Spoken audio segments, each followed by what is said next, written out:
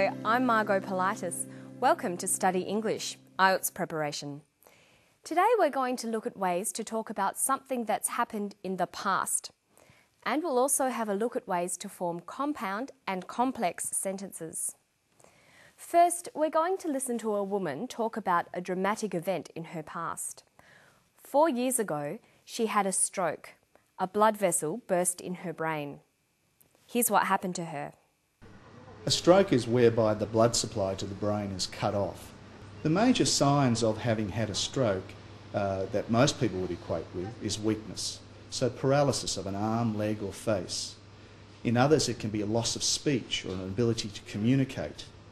Others may have loss of vision or a combination of all those things.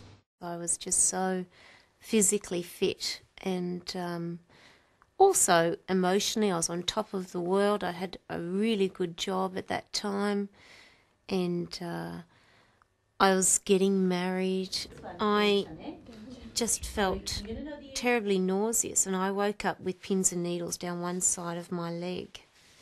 And then it worked its way up towards my arm and across. I was just immobile. I couldn't move. I couldn't walk. I was paralysed on this side of my body.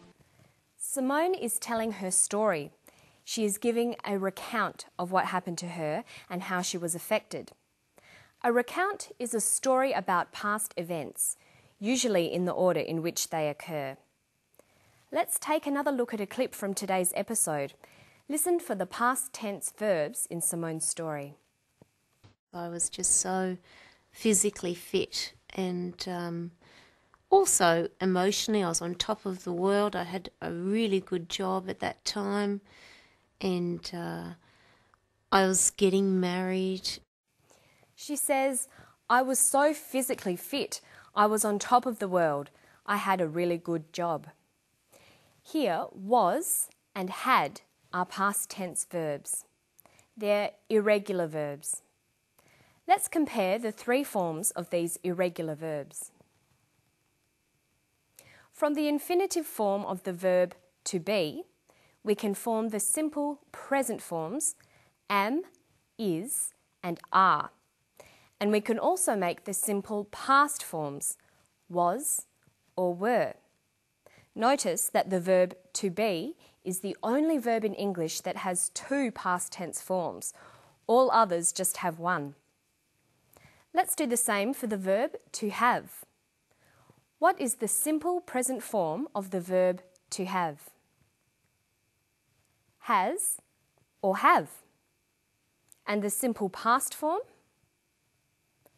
Had. When you learn new verbs, it's important to learn them with all their different forms.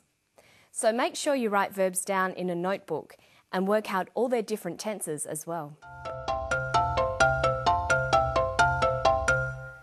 When you are recounting a story that happened in the past, you'll need to use all these simple past tense forms of verbs. You'll also need to use a variety of transition signals, words that help to order the events. Using transition signals will help the reader or listener follow the order of events in the story. Listen for the transition signal in this clip. I just felt terribly nauseous and I woke up with pins and needles down one side of my leg. And then it worked its way up towards my arm and across. She uses the word then. Then is very common in informal spoken language. So are other informal transition signals like next or after that. Simone said she had a feeling of pins and needles in her leg. Then it worked its way to her arm. In more formal language, you might find transition signals like at first, subsequently, or after a while. If we wanted to make Simone's story clearer, we could add some transition signals to her story. If we were writing her story, we might use more formal transition signals. Simone had a feeling of pins and needles in her leg. Then it worked its way to her arm. We might say, at first, Simone had a feeling of pins and needles in her leg. After a while, it worked its way to her arm. Notice that transition signals like this are often followed by commas. Adding transition signals has made Simone's story clearer. You can more easily see the order of events. This is very important in formal language. Try to make sure you learn and use a number of different transition signals.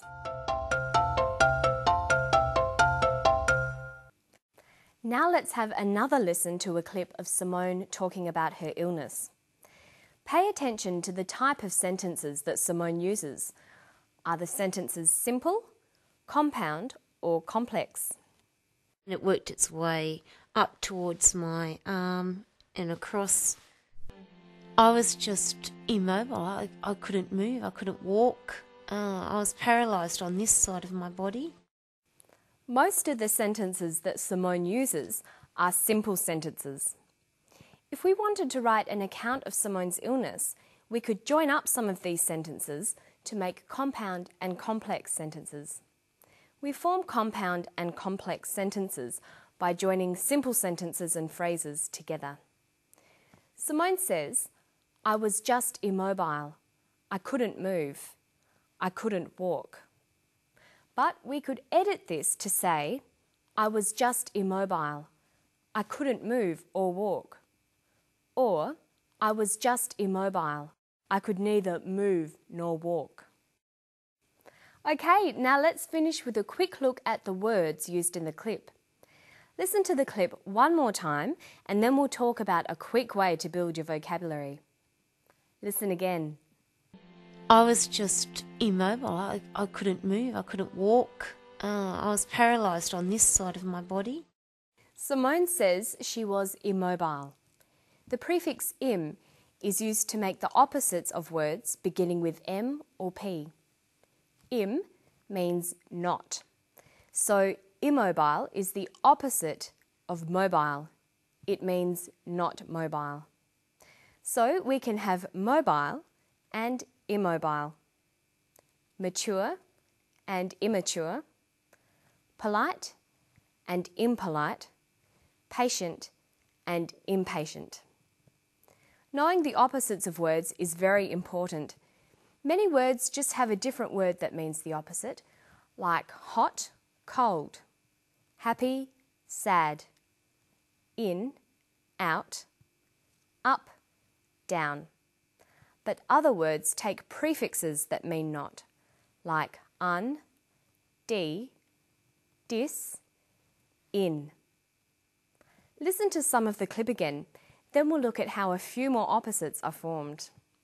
The major signs of having had a stroke that most people would equate with is weakness, so paralysis of an arm, leg or face. In others it can be a loss of speech or an ability to communicate. He says a sign of a stroke can be an inability to communicate. He uses the in prefix, meaning not. Inability means not having the ability. And here's a few more opposites. She says she was physically fit, emotionally on top of the world. The opposite of fit is unfit. The opposite of emotionally is unemotionally. A great tip is to try to find words with opposite meanings. Some words have several meanings, so they have several opposites as well. A good thesaurus will really help you with this. And that's all from me today. Don't forget to practice forming compound and complex sentences, and remember to practice reading and writing in English every day.